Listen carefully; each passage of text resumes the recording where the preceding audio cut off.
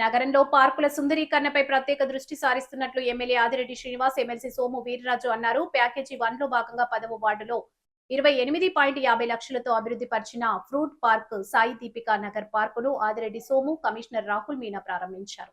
ఈ సందర్భంగా చిన్నారులతో కాసేపు సరదాగా గడిపారు. షటిల్ ఆడి అందరిలో ఉత్తేజాన్ని నింపారు.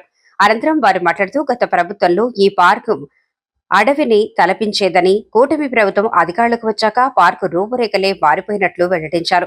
ఏకేసీ కాలేజీ దగ్గర ఉన్న ఎన్టీఆర్ పార్కు ఏమాత్రం తీసిపోని విధంగా ఈ పార్కులో గ్రీనరీని ఏర్పాటు చేయడం జరిగిందన్నారు. పైగా పార్కులో ఏర్పాటు చేసిన పళ్ల పేర్లు, వాటి ఉపయోగాల గురించి చిన్నారులు చెబుతుండటం సంతోషాన్ని కలిగించిందన్నారు. కనుక కాలనీవాసులందరూ ఒక కమిటీగా ఏర్పడి పార్కును సంరక్షించుకోవాల్సిందిగా సూచించారు. అలాగే అలకాపురి, గాదాలమ్మ నగర్ వాసులకు కావలసిన మౌలిక అవసరాలన్నీ తీరుస్తామని స్పష్టం చేశారు.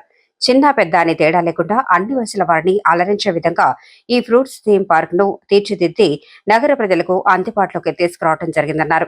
ఈ పార్కు సందర్శకులకు సరికొత్త వినోదానుభవాన్ని అందించేలా రూపొందించబడిందని వెల్లడించారు. అలాగే పుష్కరాల నేపథ్యంలో నగర రూపురేఖలే మారిపోతున్నట్లు వివరించారు.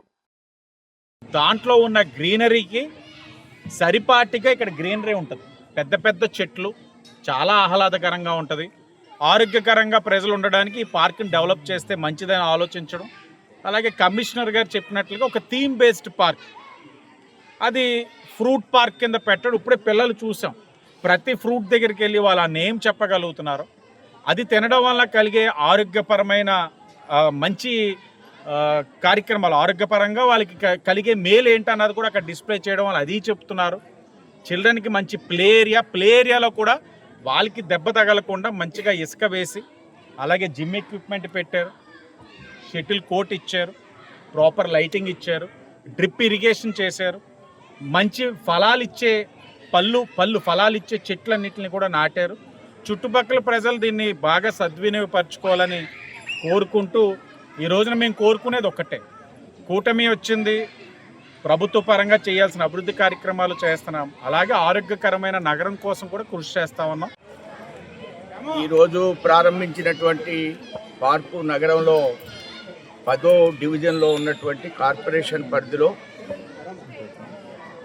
ఆఖరు పాయింట్లో ఉన్నటువంటి ఈ ప్రాంతంలో ఈ అద్భుతమైనటువంటి పార్కుని 28 లక్షలతో యోగా పార్కు, అలానే అనేక రకాలైనటువంటి ఫ్రూట్ గార్డెన్ దీనికి పేరు పెట్టారు.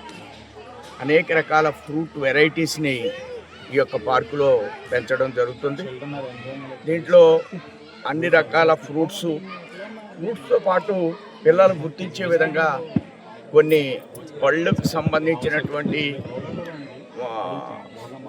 ప్రతిమలను కూడా ఏర్పాటు చేయడం జరిగింది.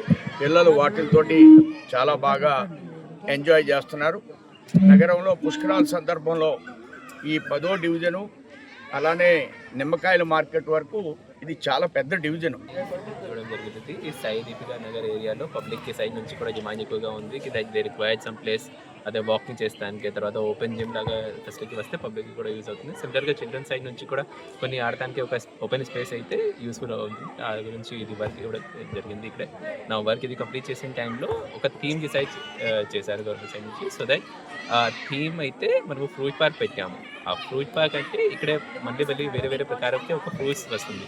ప్రతి ఒక్క ఫ్రూట్సే ఒకటి ఆ ఓనర్షిప్ మనము పబ్లిక్ ఇన్వాల్వ్ చేసి వాళ్ళే కొంచెం ఎఫర్ట్ పెట్టి అదే చూస్తారు. సో ఈ ఓపెన్ అయిన తర్వాత పబ్లిక్ రెస్పాన్సిబిలిటీతో పాటు ఒక సొసైటీ లాగా మనము అదే కేర్ కూడా చేస్తాము పార్క్కి.